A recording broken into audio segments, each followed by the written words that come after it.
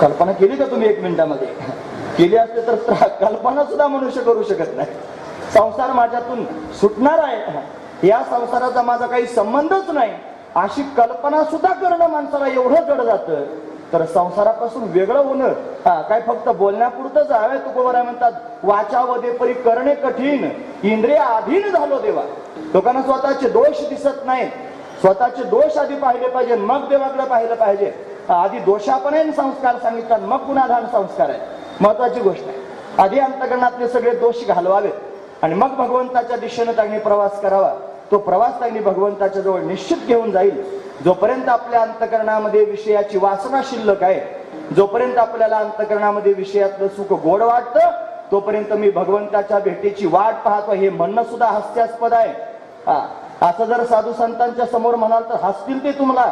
महत्वाचा विचार आहे. म्हणून अंतःकरणात त्यांनी जीवपणा अजिबात शिल्लक नसावा, जीवपणा संपून जावा. तो सहजासहजी जात नाही, बळ लावावं लागतं त्याला घालवण्याकरिता. ज्ञानोबरांनी भगवंताचे शब्द सर्वांच्या समोर प्रगट करून सांगितले.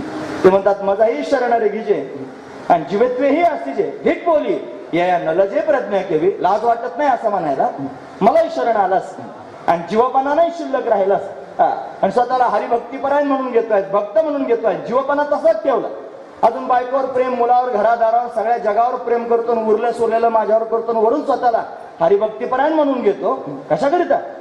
असं नाही. मी पाहिजे ना, मग माझ्यावरच प्रेम असलं पाहिजे, दुसऱ्या कोणावर सहन करणार नाही, हा याचा स्वभाव आहे. त्याच्या समोर ठासून सांगतोय कंबर बांधून. महत्वाचा मुद्दा आहे. जर याच्या वाचून दुसऱ्या कोणावर प्रेम करत असाल आणि स्वतःच्या मुखाने स्वतःला हरिभक्तीपरायण म्हणून घेत असाल तर तोही हसेल आणि श्रेष्ठ असणारे संत महापुरुष सुद्धा तुमच्यावर हसतील. लोक फक्त चांगलं म्हणतील. याच्यात एवढाच एक प्लस पॉइंट आहे की लोक चांगलं म्हणतात. लोक कोणालाही चांगलं म्हणतात आणि कोणालाही वाईट म्हणतात, कारण लोक ज्याच्या त्याच्या दृष्टीने पाहत असतात. महत्वाचा विचार असो. हे सगळं महत्वाचं विचार करण्यासारखंच आहे. म्हणून या प्रांगणात आपण बसलेलो आहोत, प्रत्यक्ष देवाच्या समोर आहोत. म्हणून आपल्या स्वतःच्या मनाबरोबर बोलून हे कीर्तन त्यांनी थोड्या वेळात आहे ना, एवढ्या थोड्या वेळात मी तुमच्या समोर काय जास्त सांगणार, पण महत्वाचे मुद्दे आहेत की जे पोटात घुसतील आणि हलवतील असे मुद्दे मी तुमच्या समोर मोजून अतिशय त्यांनी सुलभ रीतीने उपस्थित केले. मग सगळ्यांनी आपल्या अंतःकरणातील त्यांनी या सगळ्या भावनांना ओळखा, स्वतःला जाणून स्वतः बरोबर बोला आणि बोलून त्यांनी महाराज भगवंताच्या समोर स्वतःला सादर करा. जर स्वतःहून अंतःकरणात हे दोष विकार जात नसतील, जर संसार स्वतःहून सुटत नसेल, तर याच्या समोर विनंती करा, देवा तुका म्हणे तुझा जैसा तैसा दास न धरी उदास माय बापा. मी जसा आहे तसा तुझाच आहे.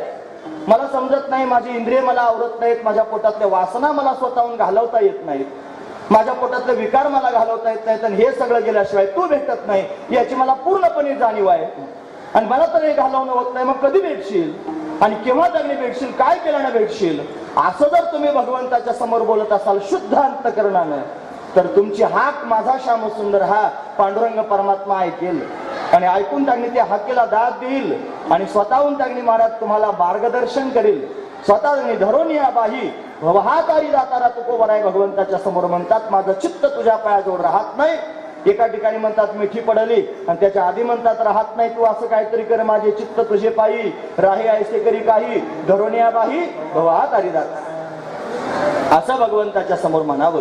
आणि ते म्हटल्यानं खऱ्या अर्थानं त्यांनी महाराज परमात्मा आपल्याला मार्गदर्शन करून त्याच्या स्वरूपापर्यंत घेऊन जाईल आणि मग त्यांनी आपलं सर्वस्व संपून आपण भगवंताच्या ठिकाणी येऊ.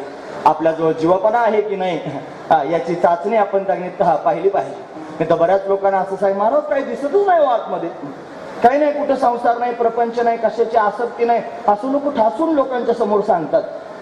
पण चाचणीत जर घ्यायची असली तर एखाद्या माणसानं स्तुती केल्यानंतर जर बरं वाटत असलं, तुम्ही ऐकतात ना सर्वजण, एखाद्या माणसानं फार तुमचं कौतुक केल्यानंतर जर तुम्हाला बरं वाटत असलं तर समजायचं अजून तुमच्याजवळ जीवपणा आहे.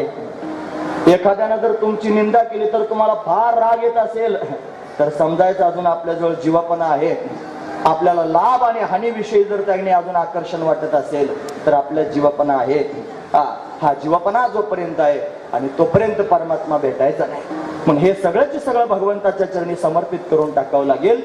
लाभा लाभ जया जयो, हे सगळंच सगळं जे आहे ना, हे सगळंच सगळं भगवंताच्या चरणी समर्पित करणं तेवढं सोपं नाही. ते समर्पित करण्याकरिता बळ असावं लागतं.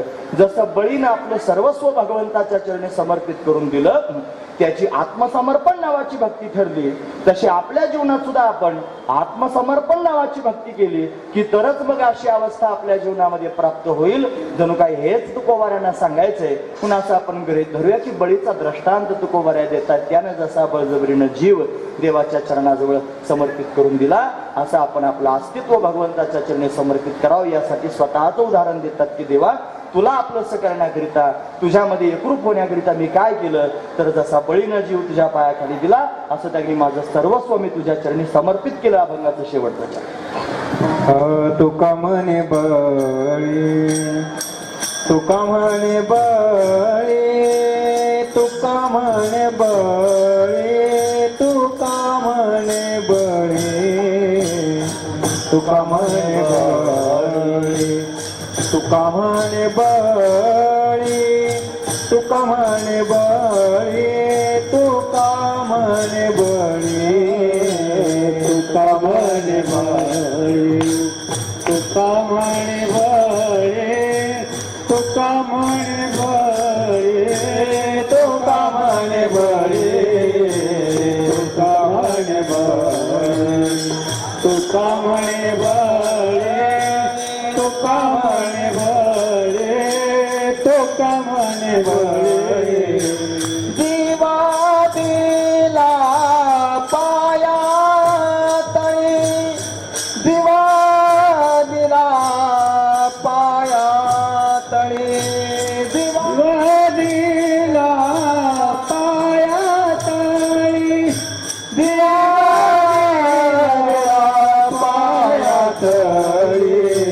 माझे चित्त तुझे पाया, माझे चित्त तुझे पाया, माझे चित्त पाया, माझे चित्त तुझे पाया, माझे चित्त तुझे पाया, माझे चित्त तुझे पाया, माझे चित्त तुझे पाया, माझे चित्त तुझे पाया. मिठी पडाली पंढरी राया, मिठी पडली पंढरी राया, मिठी पडली पंढरी राया, हो मिठी पडली पंढरी राया. माझे चित्त तुझे पाया, माझे चित्त तुझे पाया, माझे चित्त तुझे पाया, माझे चित्त तुझे पाया, माझे चित्त तुझे पाया, माझे चित्त तुझे पाया, माझे चित्त तुझे पाया, माझे चित्त तुझे पाया.